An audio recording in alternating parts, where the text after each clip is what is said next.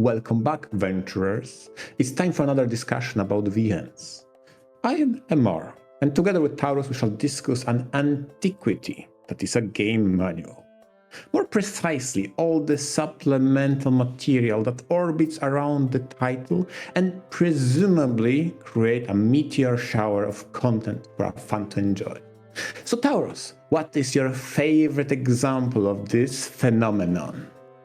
Oh, we're going straight to the favorites. Interesting. But there's so many options to choose from. Right now, we're mostly focusing on the idea of the supplementary materials, like you said. And that can include some items, such as the manuals that come along with a physical edition. There's the digital PDFs that come with all sorts of lore. There's art books, both physical and digital. Even fans will sometimes add their own, appended bonus materials into these visual novel products. All sorts of different aspects. And this whole wide array of under this umbrella term is very interesting for a lot of reasons. I think one of the most widespread examples of how much it all revolves around this one world building aspect is definitely the Muv-Luv series.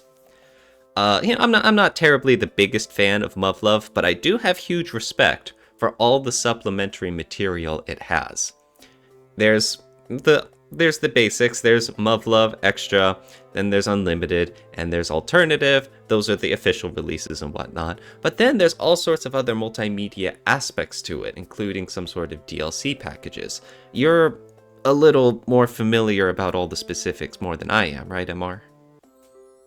Yes, and I gotta say, when it comes to supplementary material, the one that stacks up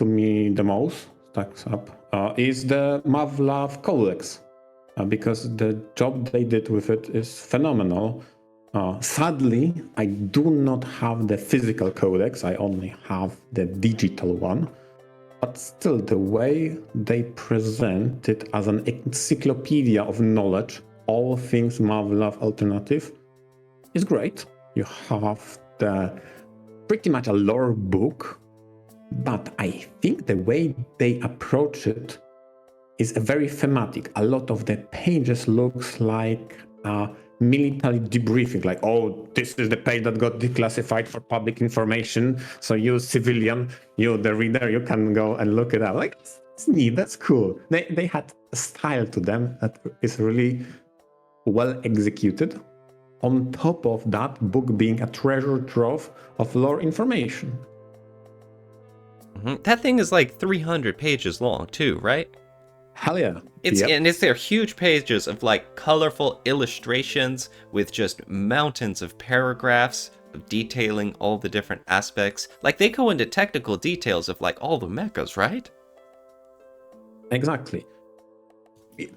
Man, it's so fun. Some of those things they describe seems like an extra I don't want to say unnecessary, but extra expansion of things that isn't that touched in the story proper. But it's nice to see that author at the very least conceptually thought out, different countries would have developed the same weapon in a slightly different manner. And let me tell you about the Egyptian mechas, because they look different. Egyptian they invoke mechas? The power of Pharaoh. Yeah, from Egypt. Right? Yeah. Because that country would build their mechas differently, right?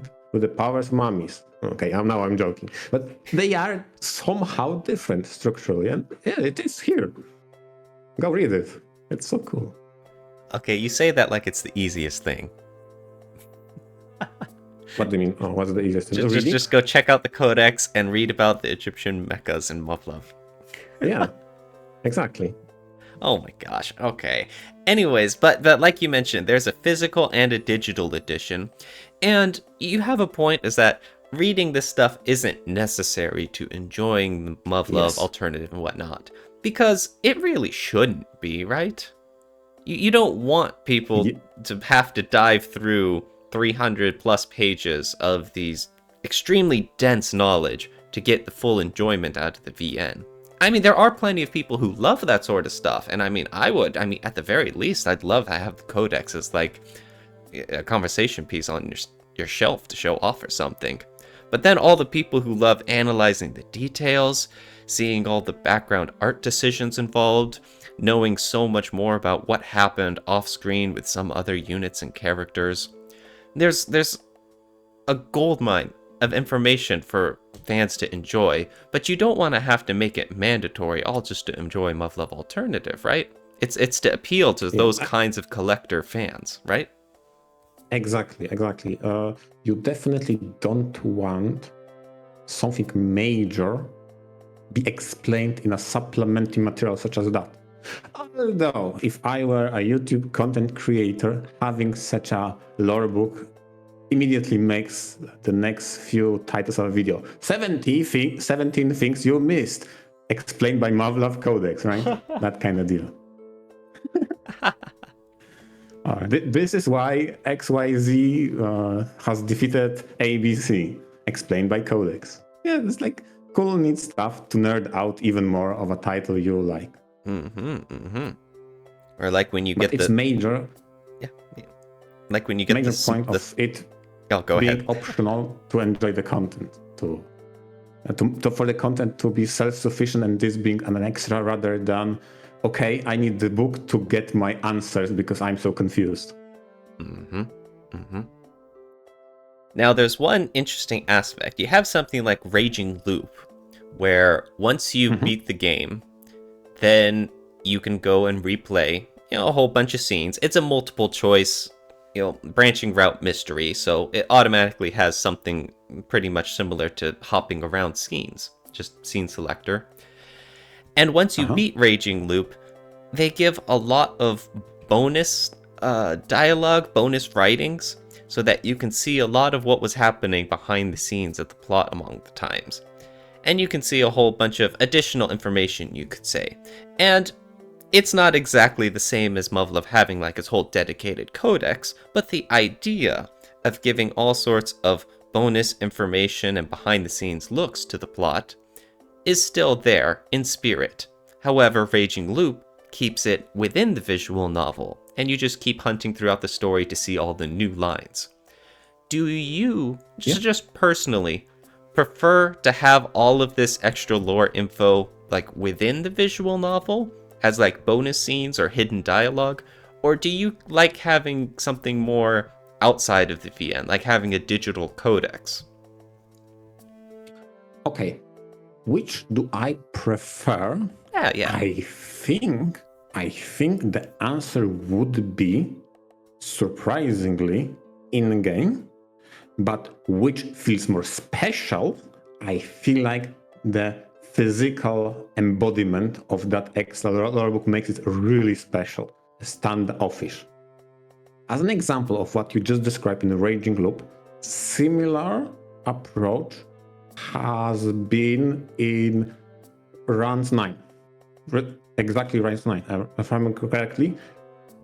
After the first ending, first resolution, every subsequent playthrough of that game has an extra 1 to 2 scenes/events that are from a different perspective you haven't seen in the first playthrough, giving you extra context of what was going on behind the scenes, exactly as you described in the Raging Loop, or at least similarly to what you said. And that was super cool. So if executed correctly, in a way that I really enjoyed in Round 9, I think my preference would be for that extra thing to be contained within rather than outside. But I do have to give credit to having a physical edition that is like a crown jewel of collection. And like, look at that. I have the limited edition codex, bow before my might. Like, it has that special air to it, okay? Yeah, well, the holy grail of my collection. Well, I think the whole idea of it being physical is doing a lot of heavy lifting. And I think I agree too, but what if it's digital? What, for example, if you downloaded a PDF of the Muv-Luv Codex? Does that change anything? Then I'm jealous. of those that have it physically. Pablo C, give me one. I don't have it. Does it change much? I think it robs it of the special aura somewhat. I wouldn't say completely, but somewhat for sure. Still, my preference is to have all that cool stuff in game. Okay. Especially since VN can manipulate you by showing up either a progress bar in the completion or maybe an option that pops out of nowhere after you complete the game. Like you have new option. Like there you have your extra goodies, right? Like that's also satisfying to 100% VN. And another reason for me to always complete it to full completion, 100%. I think for me though, I am not. Oh yeah, go ahead, finish. I'm not a one router, okay? Oh no. See, that's the difference between because with me, I think I would prefer having something outside of the game, like whether it's a physical book or whether it's just a PDF file as downloadable content. Because if you start doing the stuff like what you mentioned with Rants 9 or with Raging Loop, it's hard to force myself to get back into it because I feel like I've already beaten the game. I am a completionist in the sense that I want to reach the ending, I want to see as much of the content along the way, but then I feel like once I cross that finish line, now it's like, now I gotta retread all of that same ground. Then I feel like putting it off, you know? But if you have it as a separate bonus, DLC, I suppose you could say, then later on, I can sit down and enjoy this and feel like, oh, I'm diving into new territory. Just entirely with it. It's easier to get my mindset into enjoying this stuff instead of feeling like I'm chasing after scraps, just trying to redo this visual novel again. Do you feel like it's all about the emotion you attach to it? So, for example, since if it's inside the game, you feel like the devs trying to artificially keep you occupied in the game itself, whilst if it's external, it's something you approach new and fresh. Yes, in a sense, I think the mindset part is correct. I don't know about the devs, artificially trying to boost engagement. I don't know about that, because in a sense, they are doing it out of love more often than not. Oh yeah, sorry. Yeah, I I never do said it's respect like that. malicious. No. Well, there are some JRPGs that I feel like maybe their grinding and stuff is malicious, but that's a separate topic. Yeah. Or... Oh boy. Yeah. But anyways, Right. but I do like having it separate so that I can feel like I'm cracking open just an extra little collection instead. So it's also the mentality would be I completed the base game. Now it's another thing to complete in addition to the game. This being the bonus material. Yeah, because I always do. After I finish reading a visual novel, I always love sitting there to enjoy the title screen a bit and then diving into like the extras menu to go review all of the CGs and stuff and see if there's any extra bonus artwork section that's been unlocked. It's a little bit of a closing process to to wrap up the journey. Lap, so to speak. Sort of, yeah. And I feel like that's, the sort of proper ending you would see instead of, okay, let me reboot a save from 4 hours in and see if there's new dialogue choices from this stuff. And it's like, okay, that's not really the ending vibes, right? Okay. In my opinion. Yeah. The one example I gave from Rants 9 is, again, this is weird to explain to people that haven't tried it, because Rants really likes to play with the idea that the true ending is first, never last. So all the bonus content is available for you from the second playthrough in a game that has many if scenarios. So it's not necessarily something you do after everything is done, but you actively uncover behind the scenes events during your second, third, and fourth playthroughs. Trying to chase after if endings and if optional scenarios. Speaking of, I guess you could say, backstage moments, I've noticed indie visual novel devs love having that sort of backstage corner full of their notes and processes and experiences in making the visual novel. It's like once the reader finishes, like they can dive into some, extras menu or whatnot, and you'll get a whole bunch of notes of like the developer speaking directly to you, how they, oh, thank you for checking out my title, and they give all sorts of a few character reference stuffs, and they talk about the design of the characters and what led to crafting their personalities. I've noticed, yeah, indie devs really like to do that at the end, like proudly sharing and showing off their work. And it's always really cute. It's a way to see some of the passion that comes out of it. Exactly, and maybe a thought process that went in when creating that title and making decisions in it during the creative process. My example that has that stems from Venus Blood Kickstarters. I think they had an amazing approach to bonus content. They released an art book as a part of Kickstarter rewards. It has art, like duh, but more importantly, by nearing the end, it has a segment of FAQ / question and answer segment with the developers, in which they share insight into the game, setting, characters, the choices, and some even comment their thoughts like, oh yeah, I was proud of doing this and that.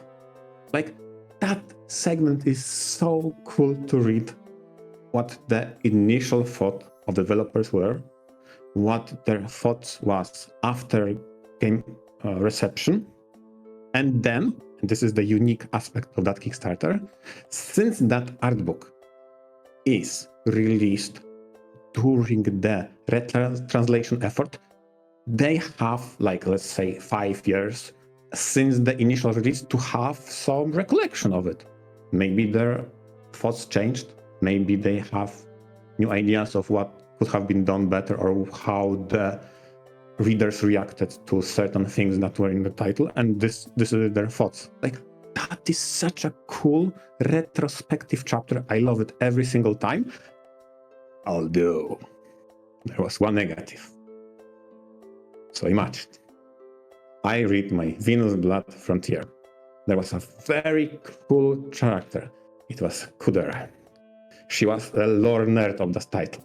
She had all the vibes of a librarian that is very much of the tactician that helps you with clever approach to battles and hard fought encounters, right? And in that title, every single character has their ending way when they remain lawful, or when they embrace more chaotic nature. And her chaotic ending was garbage. And during FAQ, one of the developers said, yeah, I love it, that ending, and it was good. I'm like, what? You monster, what did you do? That's garbage. I hate it. Oh my gosh. Oh dear. And they were both like, oh yeah, I could push that ending that I only liked from the dev's perspective. I'm like, yeah, because I didn't like it either. Why did you do it? Oh my gosh, the pitchforks are coming out. Yeah, exactly. I grabbed my nearest pitchfork. And so I was going to write a very strong letter to them, okay? Oh my god. Oh, but see, that's the flip side. That's what's gonna discourage them from ever doing dev updates like that, man. Yeah, okay, fair. So I didn't send anything. Yeah, I want more of that. Although that one moment was funny to me. Like, oh no, that was the worst ending. How can you be proud of it? I hated it. That developer wrote it with such a pride. Yeah, that's my work. I pushed for it. I liked it. Oh man. Ay. But that is not the end, surprisingly, of me talking about that amazing art book. Because in addition to all of that, they also included in all the art books a doujin made by a guest mangaka to write with the characters and settings of that title. From what I understand, they are non-canon, Although my favorite example of that bonus material was made by a guest mangaka who said, okay, you know what? Let me make an expanded story that happens after you achieve the bad ending in the game. And yeah, and then he did a doujin chapter of that. That was super cool. You had a unique artist who shone his skills, created a unique piece of content for that title, respecting the character settings and expanding on what would happen if you fuck it up. Like, that's so cool. Whoops. Although, yeah, seeing the content involved too is very nice. Because art books, despite their name, may or may not have some commentary along with it. Yeah. Because, well, I take that back. There are some art books. There's a wide variety of them. Some of them just show like a physical collection of all the CGs or something. Or maybe they'll show like the original sketches of the storyboards and lining it out. And then there are the art books that give a lot more detail of the developer's process and what it was trying to accomplish during this scene, and maybe some fun stories from development related to that topic. And so I feel like the term art book has a wide range. And in your case, MR, do you like art books, or I guess you could say lore books in the style of like the Muv-Luv Codex more? Oh, that's a very good question. You actually might be right on the money that I like the idea of an art book, but ultimately looking through the sketches of the prototypes and beta art, it's like, okay. And mostly I look for the dev commentary and or the bonus content such as I cited before, like FAQ, Q&A, or maybe a doujin made by a completely guest mangaka and associated with the original title. So it's, oddly enough, I might actually be like very mid on art book, but everything extra on top of the art, like, yeah, that's neat. Well, I lean more towards the lore, honestly. To be honest, yeah, I'm a little bit in the same boat. And with the art books, it is very pretty, and it's very nice to, especially for a physical, to be holding these in your hand. But for a lot of CGs, it's like it's already there. You know, pretty much every visual novel worth their salt has a CG list where you can just, at any time, open it up, go into the options, and then there it is. Heck, you can even take some screenshots of it for whatever purposes you have in mind for digital use or whatever. So then, I mean, if a digital art book is pretty much only going to have the CGs and stuff, then it's one of those things you got to wonder, like, well, what's the purpose besides just me supporting the company by buying this? They do get a lot more interesting when you have the director's like commentary sort of feature to them. You have a lot of writings about the background and stuff. But then you got to ask yourself, it's like, okay, well then what's the appeal of this? Am I more interested in the artwork and the behind the scenes like sketches and stuff, or am I more interested to hear what the developers had to say related to this CG? Yeah, I think I lean more towards the commentary than the CG itself. Exactly. I mean, it's very pretty to have. It's one of those things where you look at, I guess you could call it similar to a bouquet of flowers. It's very pretty, and then it just sits there and looks pretty. I think the one thing I want to add to art book is my approach to the prototype art, right? The what could have been. I look at it, I say, okay, neat. Next. Like, what can I say? That haven't made the final cut. I can appreciate for 5 minutes for their attempt to explore the idea, but ultimately that's not the character that we got. So I move on. Where's my lore? True. I mean, that's one of the more interesting things about it, but even then, it's just you look at it, and I guess you kind of think to yourself if you liked those original designs more, if you liked the final product more, and I guess you could argue yourself with a little debate back and forth, and that's about it, though. Like you mentioned. Yeah, and you move on because that's not necessarily That's not what got in. So what? That's it. Like, yeah, I acknowledge, and I move on. Bye. It's Exactly. okay. It's the kind of thing where I want to like art books, but then it's one of those things where it's pretty much entirely a collector's item, and not even the kind of like deeply interesting kind. It's just the very look pretty kind. So that's always a bit of a back and forth wrestling topic in my head. Yes. Although I have one more example that is about this extra content. We all brought up Eusenki because I have the Eusenki limited edition, and it contains within it, in addition to all the art book and all extra stuff, a huge ass world map. You can unwrap and you look at it, and it kind of could serve as a supplementary material. You could have a companion map during your playthrough. Like, yeah, you have a map you can have on your desk when you're playing the game. And as a concept, that is something I really like.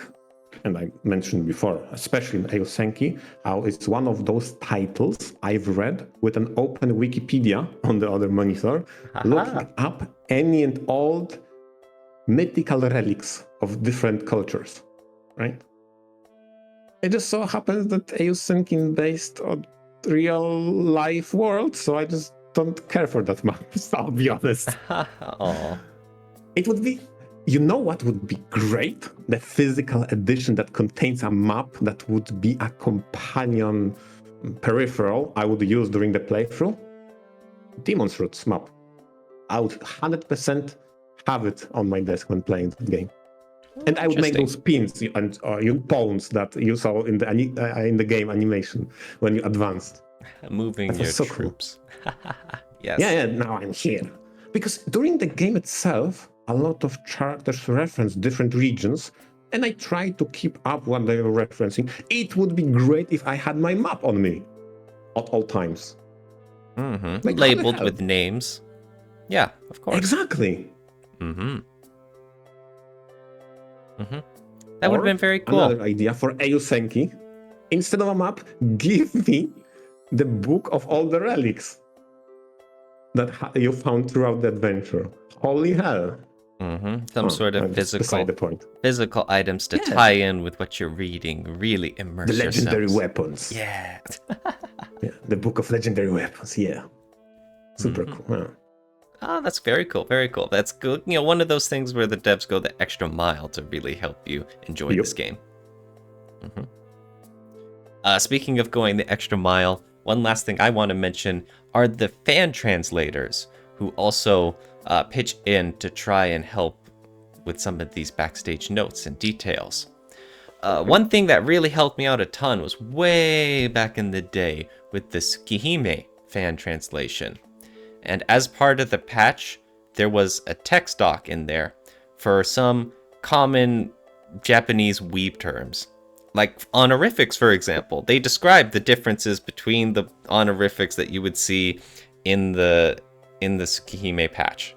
Like kun or sama. And like at the time, I was a total newbie. I didn't know any of the anime weeb stuff at all. And so me seeing this text doc of just the basic crash course into the classic common terms and whatnot, that was a lifesaver for me. I was like, oh, whoa, what is this stuff? And then when I actually read Tsukihime, this stuff was making more sense to me. And I mean, it's a very nice reminder that no matter what visual novel is out there, and for no matter what audience it's intended for, it's gonna be someone's first dip into this big old industry. And so having a tiny little new player guide that the translation team was very nice to provide helped me a lot. Like you said, it became less of a Tsukihime manual and more of a Japanese language translation manual. Exactly, but you still need that to enjoy the title, even if it's in English. True. Fair enough. That's actually super cool. I remember our discussion, Pablo C, when he expressed that he prefers to create a fan translation that does not require a document to be understood, so a self-contained one. I'm okay with having translation notes explaining peculiarities with a given translation or choices. I have no problems with it, but I do see the benefit of having it self-contained as an alternative to having a Japanese crash course for first-time readers such as Taurus, which is also cool. Yes, many, many years ago. It led to the Taurus of today. Yeah. Hooray. Although I gotta say, to answer my own question from the start, what my favorite example of this supplementary content is, I have to say something that is a supplementary and expands rather than is a direct prequel, sequel, or any continuity. Okay, I'll give an example of the last one for this episode is a Date Alive reincarnation. Had their physical edition. It was very nice steel case. With it, it had an art book with some dev commentary. And given that I'm an avid Date Alive book reader, this is a VN spin-off that expands the universe, okay? And that art book relates to both the books and the title itself. So I get it, I have it in my hand, but I refuse to open it until I end the title itself so I don't spoil my stuff. So my funny story about this particular physical edition is my friends visited me, asked me to show the art book, and they, for the next 2 hours, gloated like, oh, look at this cool event. And I'm like, stop, don't show me this, don't show me. I was so dying to know what they were referencing. That was the worst thing I've ever done. I've gave him the art book, and I had to use all my willpower to not look at it. Oh no, gloating about it. Yeah. In your face. Yes. Oh No. Yeah, I was dying. Oh dear. Well, we'll give you some peace and quiet now. It says thank you to everyone for tuning into the episode. I hope you all enjoyed, and I hope you all have some sort of physical or digital bonus material involved in some of your favorite visual novels too, to really give it the extra layer. Yeah, I want to thank all our listeners, and please share with you if you have your favorite example of this phenomenon. Venture out! Venture out!